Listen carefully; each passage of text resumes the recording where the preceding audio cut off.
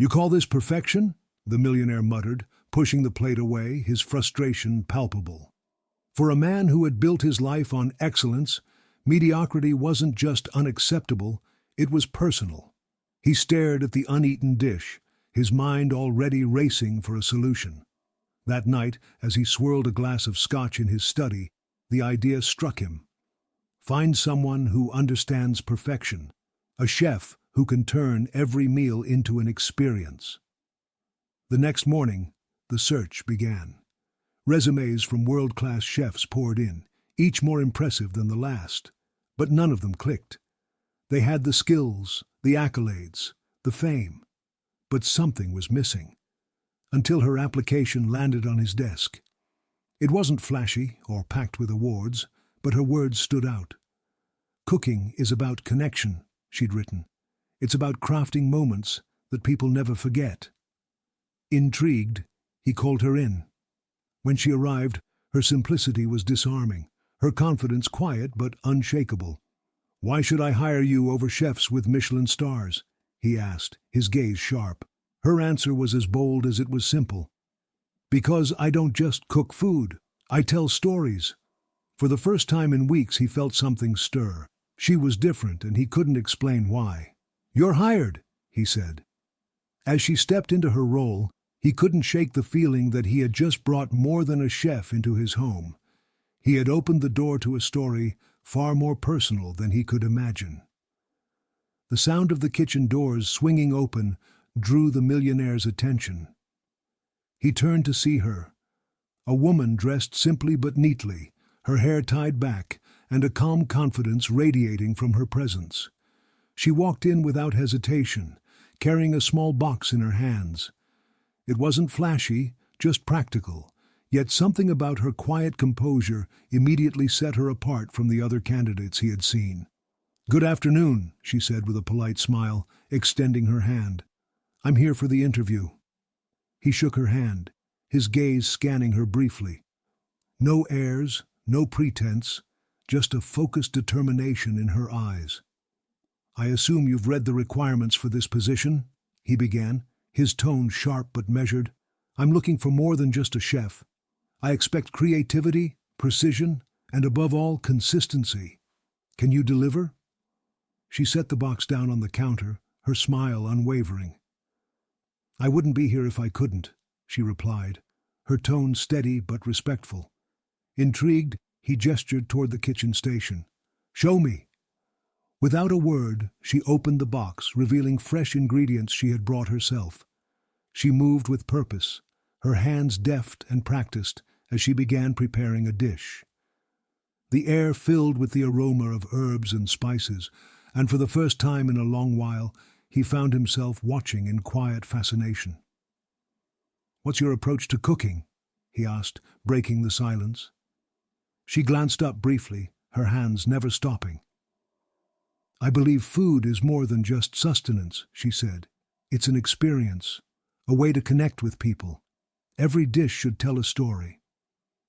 Her words caught him off guard. Most chefs would rattle off technical jargon or brag about their achievements, but she spoke with a sincerity that was disarming. "And what story are you telling today?" he asked, his curiosity growing. She placed a plate in front of him, a beautifully crafted dish that looked like it belonged in a fine dining restaurant. "This is a story of balance," she said simply. "Richness and simplicity, brought together in harmony." He took a bite, the flavors surprising him. It wasn't just good. It was thoughtful, intentional, almost personal. He looked at her, his expression unreadable. "Where did you learn this?" Her smile softened. "From life," she said. "From watching my family cook, from failing and trying again, and from believing that every meal has the power to make someone feel something." He set the fork down, his decision already made. "You're hired," he said, standing. "You'll start tomorrow." She nodded, her face calm but her eyes glinting with quiet satisfaction. "Thank you," she said, gathering her things. "I won't let you down." As she left, he stood there for a moment, staring at the empty plate. He couldn't put his finger on it, but something about her was different, familiar almost. He pushed the thought aside, unaware that the woman who had just walked into his kitchen would soon turn his world upside down. The mansion, known for its grandeur and formality, had always operated like a well-oiled machine. The household staff were professionals who carried out their duties efficiently and without fuss. But something shifted when the new chef arrived. Within days of her starting, the kitchen, once a place of mere routine, became the heart of the mansion. The staff couldn't help but admire her. She was kind without being overly familiar, confident yet humble. Whether it was a sous chef who needed guidance or a server feeling overwhelmed, she always had a word of encouragement or a solution that made their work feel lighter. "Have you noticed how she remembers everyone's preferences?" one staff member whispered to another over coffee. "She even remembered I don't like cinnamon in my tea." Her attention to detail didn't stop there. She would inspect the ingredients meticulously, ensuring only the freshest produce made it to the table. She even took time to rearrange the kitchen for better efficiency, earning quiet nods of approval from the culinary team. Meanwhile, the millionaire began noticing her unique traits. It wasn't just the quality of her cooking that impressed him, though that was undeniable. It was the way she carried herself, the quiet confidence with which she approached every task. Her dishes weren't just meals, they were experiences. Every bite seemed crafted to evoke an emotion, to tell a story. During a casual dinner one evening, he noticed how she subtly observed the guests, paying close attention to their reactions. She adjusted the menu the next day, incorporating elements that delighted them further. It wasn't showy, it was thoughtful. And that thoughtfulness struck a chord with him. Yet there was something else, something he couldn't quite place. It was in the way she moved, her calm demeanor, even the cadence of her speech. She felt familiar, though he was certain they had never met before. The realization nagged at him, but he pushed it aside, dismissing it as coincidence. One evening, he lingered in the dining room longer than usual, watching her from a distance as she coordinated the final touches on the meal. She carried herself with such ease, speaking softly to the staff as they prepared the plates. There was a warmth about her that seemed to light up the room, a stark contrast to the formality of the mansion. As the staff began clearing the table, he called her over. "Your work has been impressive," he said, his tone measured but genuine. "Thank you, sir," she replied, her smile warm but professional. "I just do my best to make the meals memorable." He nodded, studying her for a moment. "You seem to have a knack for understanding people," he said. "It's not something you see every day." She tilted her head slightly, her smile deepening. "Cooking is about more than food," she said. "It's about connection. When you understand the people you're cooking for, the rest comes naturally." Her words stayed with him long after she left the room. There was something about her perspective, her energy, that felt oddly personal, as though she had brought something into the mansion that had been missing for years. The millionaire couldn't shake the sense that she was more than just a talented chef, but for now he let the thought linger, unaware that the answers he sought were closer than he realized. The sun dipped below the horizon, casting a warm golden glow across the dining room as the millionaire sat at the head of his grand table. The evening had been quiet, and for once he found himself lingering over his meal rather than rushing through it. Tonight's dish, a perfectly balanced blend of spices and flavors, had struck a chord with him, not just because of its quality, but because it felt oddly familiar. As the chef entered the room to check on his satisfaction, she carried her usual calm and composed demeanor. "How was dinner, sir?" she asked, her voice steady but curious. He leaned back in his chair, gesturing to the empty plate. "It was excellent," he said honestly. "The spices, coriander, I think. It reminded me of something, a meal from a long time ago. Where did you learn to make this?" A small smile spread across her face. "It's a recipe from my mother," she said, her tone soft with nostalgia. "She used to make this for me when I was little. We didn't have much, but she always said food could make even the hardest days feel a little brighter." Her words hung in the air, and for a moment the millionaire was silent. There was something about the way she spoke, Her choice of words, the warmth in her voice, that stirred a faint memory within him. He couldn't quite place it, but it was there, like a fragment of a long-forgotten dream. "And where was this?" he asked, his curiosity piqued. "Where did you grow up?" Her expression turned thoughtful. "I grew up in a small town," she said, her gaze distant as though she were looking back through time. "It wasn't much, just a little house with a garden where my mother grew her own herbs. She always said they made the food taste better because they were grown with love." The image she painted struck a nerve. He had grown up in a similar small house with a garden where his mother once tended herbs. His childhood memories flashed through his mind, meals cooked with care, the aroma of fresh coriander filling the air, and laughter that once echoed through a home now long gone. For a moment, he hesitated. "Your mother must have been an incredible woman," he said, his voice softer than usual. "She was," the chef replied, her smile tinged with sadness. "She passed away when I was young. After that, it was just me for a long time." The words hit him harder than he expected, stirring something deep within him. He wanted to ask more, to understand why her story felt so strangely familiar, but he held back. It was just a coincidence, he told himself. There was no reason to read more into it. "Well," he said, his tone returning to its usual firmness, "you've done her proud with this meal." Her smile brightened. "Thank you, sir. That means a lot." As she left the room, the millionaire found himself staring at the empty plate in front of him, his thoughts swirling. Her story, her mannerisms, even the flavors of her cooking, it all felt like pieces of a puzzle he didn't know he was solving. But for now, he pushed the thought aside, telling himself it was nothing more than a trick of nostalgia. Little did he know, the truth was closer than he could have ever imagined. The kitchen was quiet, the hum of activity from earlier in the evening now replaced by the soft clinking of dishes being cleaned. The chef had already retired for the night, leaving behind her usual meticulous workspace. But as the millionaire strolled in, drawn by the faint aroma of the evening's meal, his eye caught something unusual on the counter. It was a photograph, slightly worn, its edges curled with age. It sat tucked beneath a folded kitchen towel, as if left there in haste.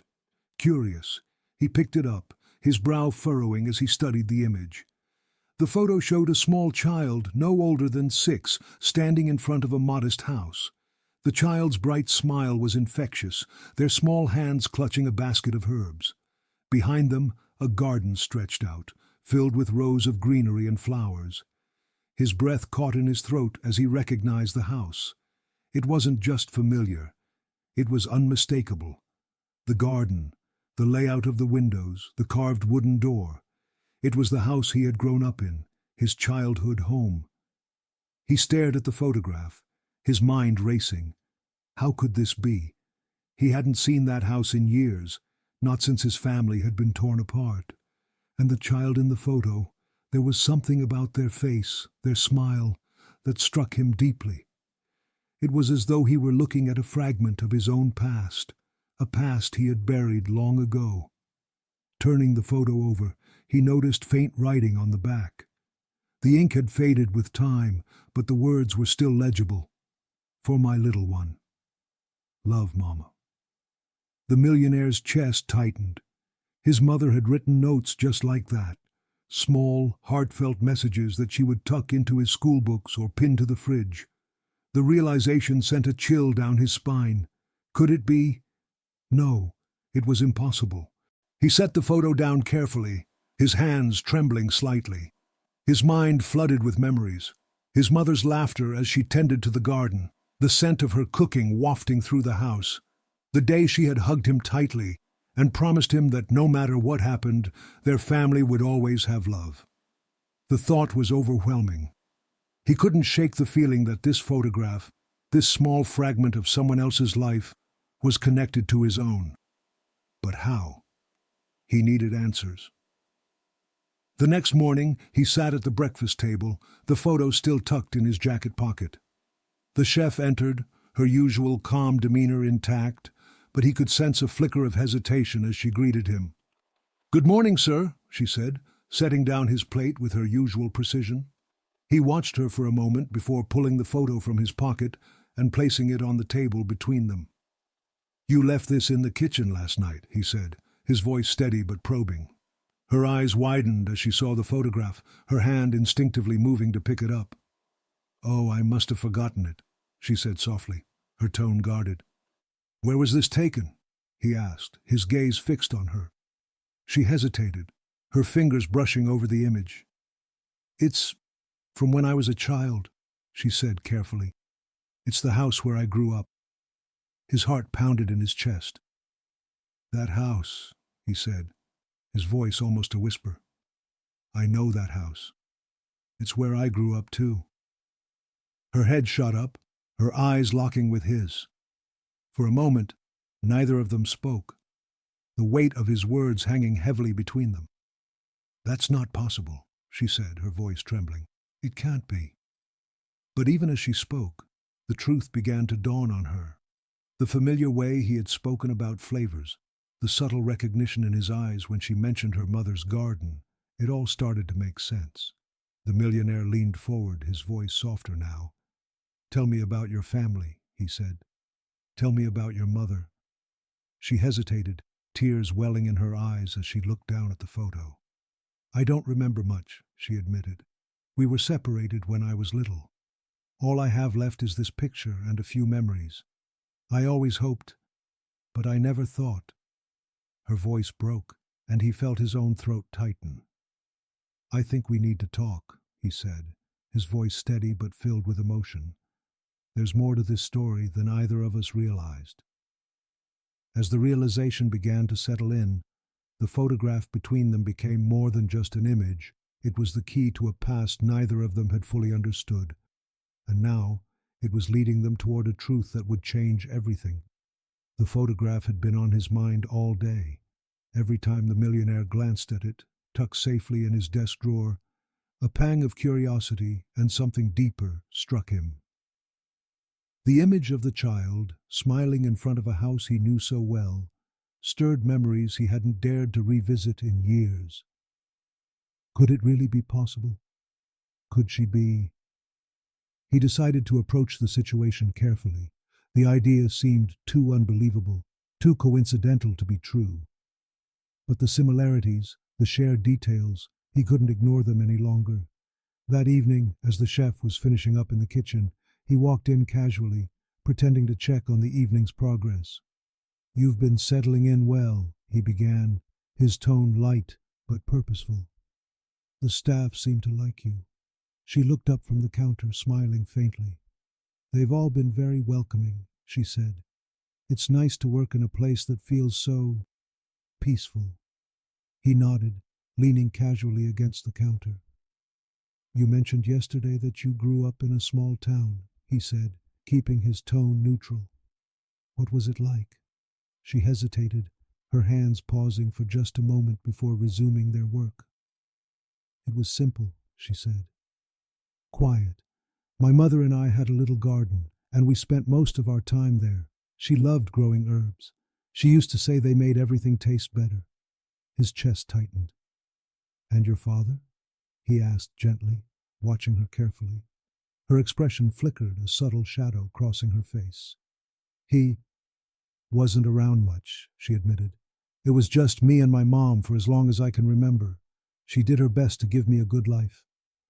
The millionaire nodded, his mind racing. Her words aligned too closely with his own fragmented memories, memories of a mother who had worked tirelessly to keep the family together and of a father whose absence had left a void. "And you said you moved around a lot after she passed?" he asked, his voice quieter now. She sighed softly, wiping her hands on a towel. "Yes. I was put into foster care after she died. I don't remember much about the early years. It's all kind of a blur. But I've always carried this," she said, gesturing to the photograph now tucked into her pocket. "It's the only piece of my past I've held on to." He stared at her, his suspicions growing stronger with every word. "Do you remember anything else?" he pressed gently. "Any names, places, siblings?" She froze for a moment, her brow furrowing in thought. "Sometimes. I think I remember a voice, she said hesitantly. A boy, I think. But it's like trying to remember a dream. It slips away before I can hold on to it. His heart raced. He couldn't shake the feeling that the pieces were falling into place, that this wasn't just coincidence, but he needed to be sure. That photograph, he said, his voice steady but laced with emotion. You said it's your mother in the background? She nodded, her gaze softening. Yes, she was my world. He hesitated, the weight of his thoughts nearly overwhelming. I think... He paused, taking a deep breath. I think your mother might have been my mother too. Her eyes widened, and for a moment, the room was completely still. What are you saying? She whispered, her voice trembling. I'm saying, he continued, his voice barely above a whisper, that we might be family, that you might be my sister. Her hand flew to her mouth, her breath hitching as the weight of his words sank in. That's not possible, she murmured, shaking her head, but the look in her eyes betrayed her uncertainty. It's too much to be a coincidence, he said, his tone firm but kind. The house, the garden, the way you describe her. It's exactly how I remember our mother. I lost her, and you, when I was young. I thought I'd never see you again. She stared at him, her tears welling as the pieces of her own past began to align with his. I don't know what to say, she whispered. Could it really be true? He stepped closer, his expression filled with both hope and emotion. There's only one way to find out, he said gently. Let's figure this out, together. For the first time, she allowed herself to consider the possibility that the family she had always longed for might have been closer than she ever imagined. As they stood there, the photograph now a shared link between them, the truth seemed almost within reach, waiting to change their lives forever. The chef was busy chopping vegetables in the kitchen, the rhythmic sound of the knife against the cutting board filling the quiet room. She didn't notice the millionaire enter, his footsteps softer than usual. He stood there for a moment, watching her work, the photograph in his hand. His heart raced as he prepared himself for the conversation that could change everything. Can we talk? He said, his voice cutting through the stillness. She looked up, startled by his tone. Of course, she replied, setting down the knife and wiping her hands on her apron. What's on your mind? He took a deep breath and walked closer, placing the photograph on the counter between them. This, he began, this isn't just a coincidence. Her brows furrowed as she glanced at the photo. What do you mean? She asked cautiously. He pointed to the house in the background. That house, he said, his voice steady but filled with emotion. I know that house. I grew up there. Her eyes widened, and she instinctively took a step back. You grew up there? She repeated, her voice trembling. That's not possible. It is, he said, his tone softening, and I think I know why. I've been piecing it together, bit by bit. Your stories, the way you describe your mother, even this photograph, it all lines up. I think you're my sister. Her breath caught and she stared at him, her face a mix of shock and disbelief. No, she said, shaking her head. That can't be true. It doesn't make sense. It does, he insisted, his voice firm but gentle. I lost my mother and my sister when I was a boy. My father left and everything fell apart. I thought I'd never see either of you again. But then you came here and everything about you, your cooking, your mannerisms, even the way you talk, it's like pieces of my childhood came back to life. Tears welled up in her eyes as she clutched the counter for support. I don't remember much, she admitted, her voice breaking. I was so young when my mom died. After that, everything was a blur. I was put into foster care, and I stopped hoping that I'd ever find my family. He took a step closer, his voice trembling with emotion. But you're here now, he said, and I think we were meant to find each other.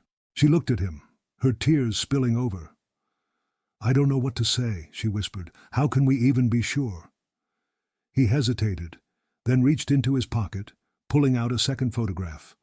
It was older, more worn, but unmistakable.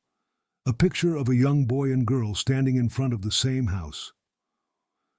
"This was us," he said, placing it beside the first photo. "Before everything fell apart." Her hand flew to her mouth as she stared at the picture. Memories began to flood back, fragmented and faint, but undeniably real. She remembered the boy in the photo, the way he used to hold her hand as they played in the garden, the way he would comfort her when their parents fought.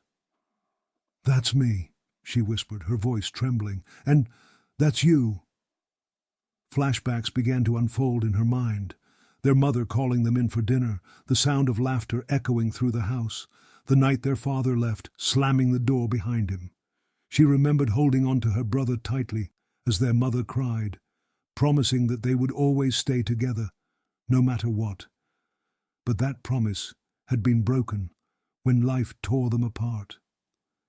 He watched her carefully, his own emotions threatening to overwhelm him.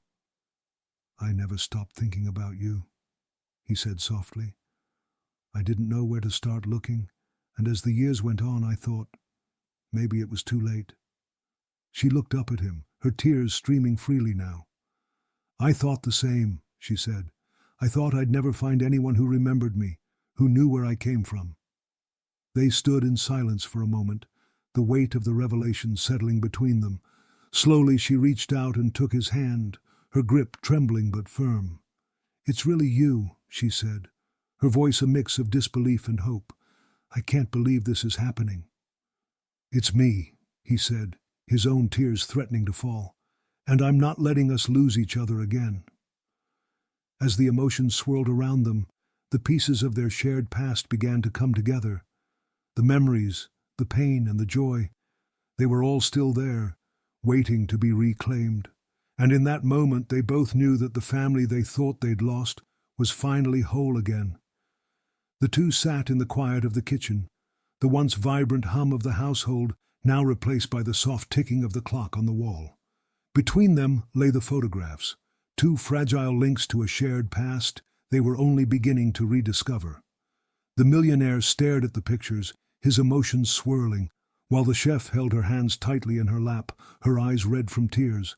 "I don't even know where to start," he said finally, his voice heavy with emotion. "For years, I convinced myself it was too late, that finding you, or even trying, would only reopen wounds I didn't know how to heal." She looked up at him, her expression a mixture of sadness and understanding. "I used to think the same thing," she admitted. "I told myself that hoping for more, for answers, would only hurt more if nothing ever changed." He leaned back, exhaling deeply. "I spent so many nights wondering what happened to you," he continued, his voice breaking slightly.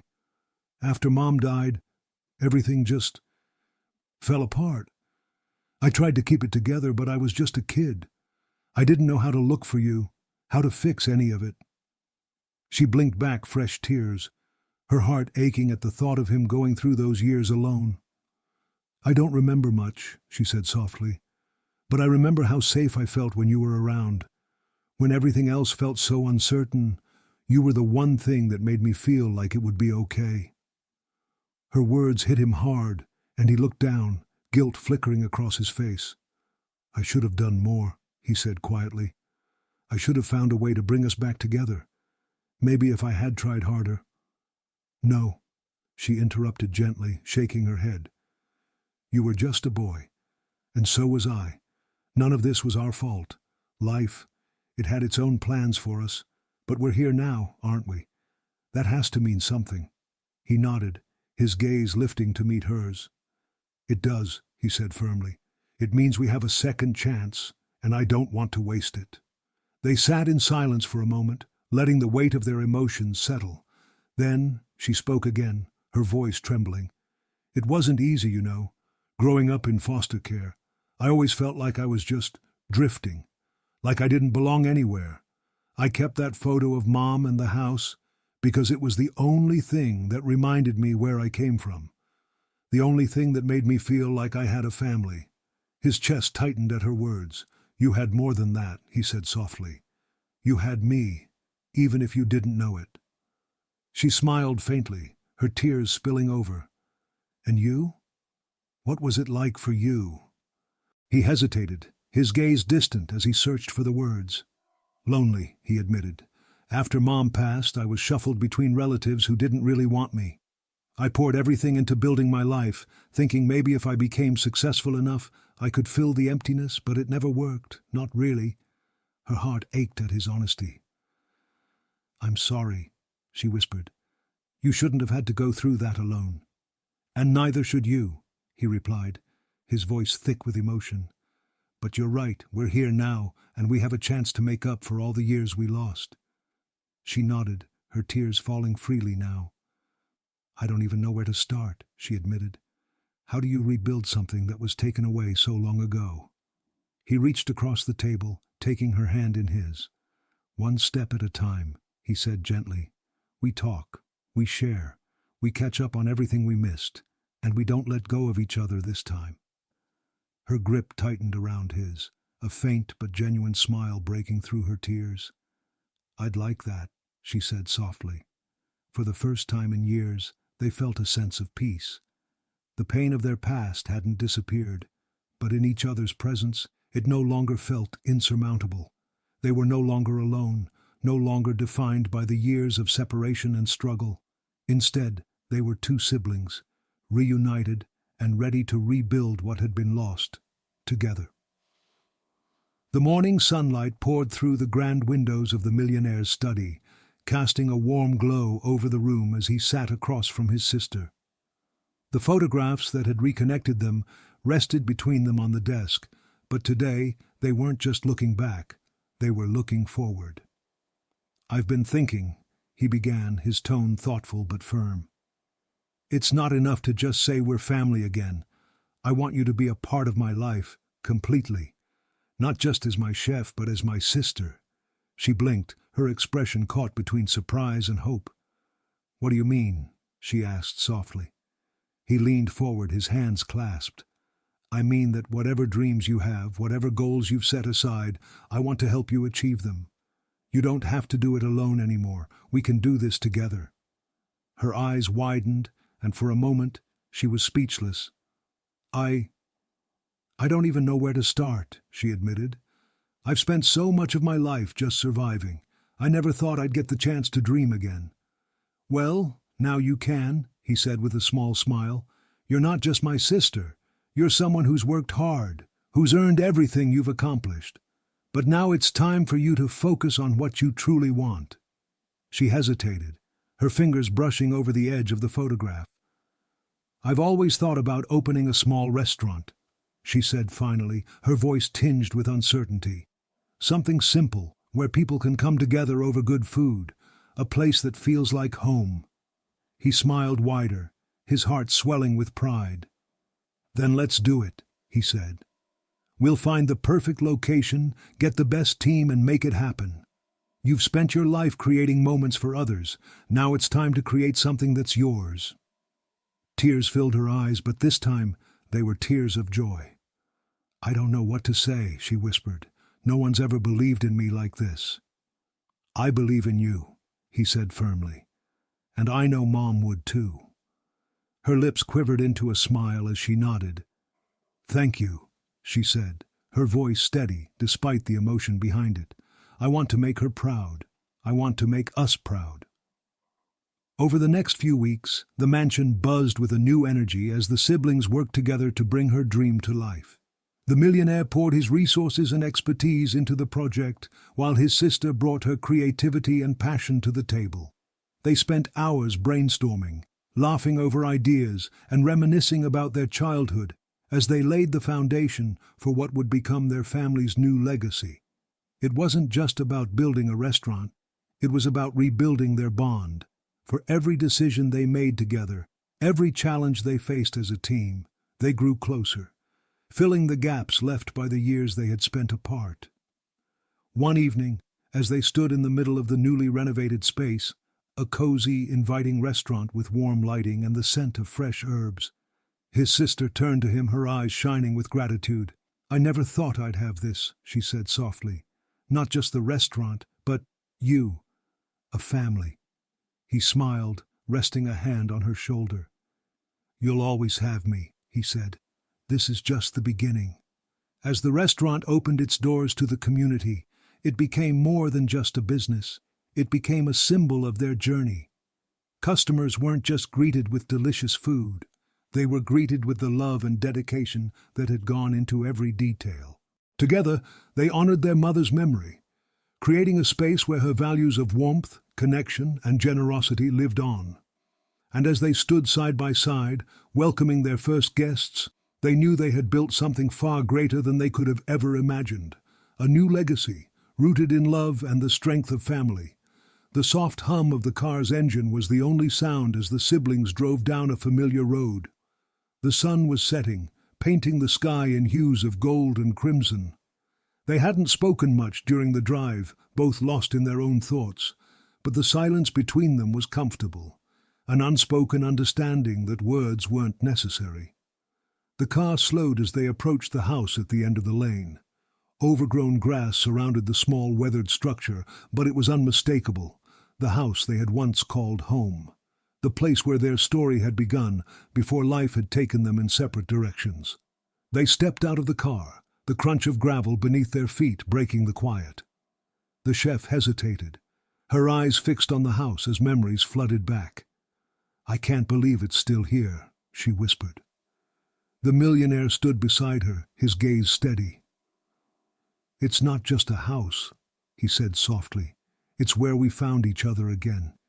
It's where we'll always belong." They walked up the creaky steps together, the boards groaning under their weight. Inside, the air was thick with dust, but the essence of their childhood lingered. The old wooden table where their mother used to set their meals, the faded wallpaper that had once been bright with color, it was all still there, frozen in time. She ran her fingers over the edge of the table, her voice breaking as she said, "I remember sitting here, watching Mom cook." She'd hum while she worked, always making sure there was enough for everyone. He nodded, his chest tight with emotion. "She always said the kitchen was the heart of the home," he added, and she was right. It's where we all came together, no matter how hard things were.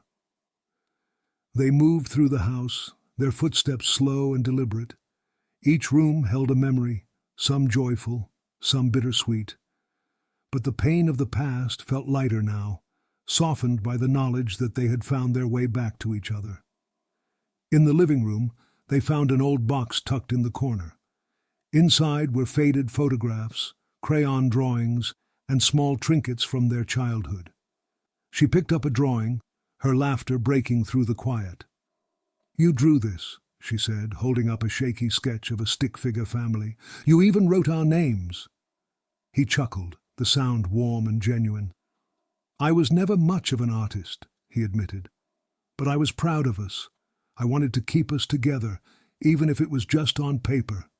They sat together on the worn couch, sifting through the contents of the box and sharing stories they hadn't thought about in years.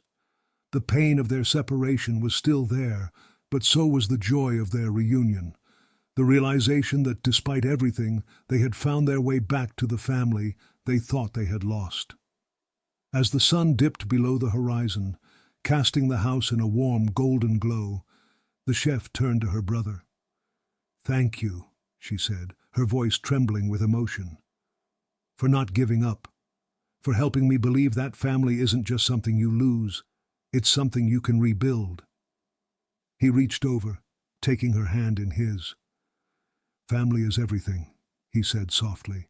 "And no matter how far we were, no matter what we went through, we always had each other, even when we didn't realize it." They left the house that evening with lighter hearts, their bond stronger than ever. As they stood on the porch, looking out at the garden their mother had once tended, the millionaire spoke. "We'll honor her memory," he said. "Not just here, but in everything we do. She'd be proud of us." The chef nodded, tears streaming down her face, but a smile lighting up her features. "She'd be proud that we found each other again," she said, "and that we never let go." As they walked to the car, the house standing behind them like a quiet witness to their journey, one thing was clear. Their story was no longer about loss. It was about love, forgiveness, and the unbreakable bond of family. And as the car disappeared down the lane, The fading light of the house seemed to glow with a sense of peace, a reminder that no matter how far apart life takes us, family will always bring us back home. If this heartwarming story touched your soul and reminded you of the power of family, love, and forgiveness, don't forget to like this video and share it with someone who needs a reminder of how important it is to cherish loved ones. We'd love to hear from you. Share your thoughts in the comments. What does family mean to you? Have you experienced a moment where forgiveness brought you closer to someone you care about? And don't forget to subscribe to our channel for more inspiring stories that celebrate the strength of love, hope, and the bonds that bring us together. Thank you for watching. Love sparkles.